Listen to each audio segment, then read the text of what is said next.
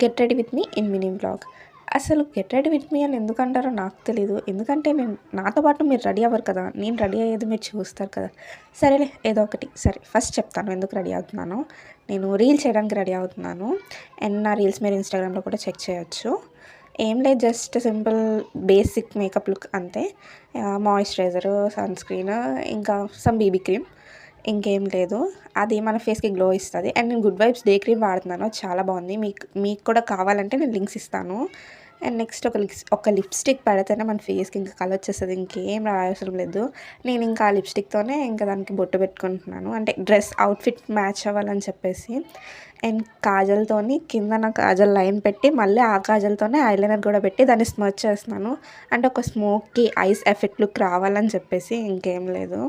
చూసారా, అలా పెట్టి ఇంకా స్మచ్ చేయాలన్నమాట. స్మచ్ చేస్తే ఒక స్మోకీ ఐస్ ఎఫెక్ట్ లుక్ వస్తుంది. అండ్ నేను ఆ లిప్స్టిక్తోనే నేను ఐ షాడోలో కూడా పెట్టేసాను, ఐ షాడో బ్లష్లా కూడా ఇచ్చేసాను. ఈ ఇయర్ రింగ్స్ ఎప్పుడువి అంటే ఒక 2 years బ్యాక్వి. దాని తర్వాత ఇంకా పైన బొట్టు పెట్టేసుకున్నాను. జడ నేను ఆల్రెడీ వేసుకున్నాను, అది ఇంకెందుకు సింపుల్ జడే కదా అని నేను మీకు ఏం చూపించట్లేదు.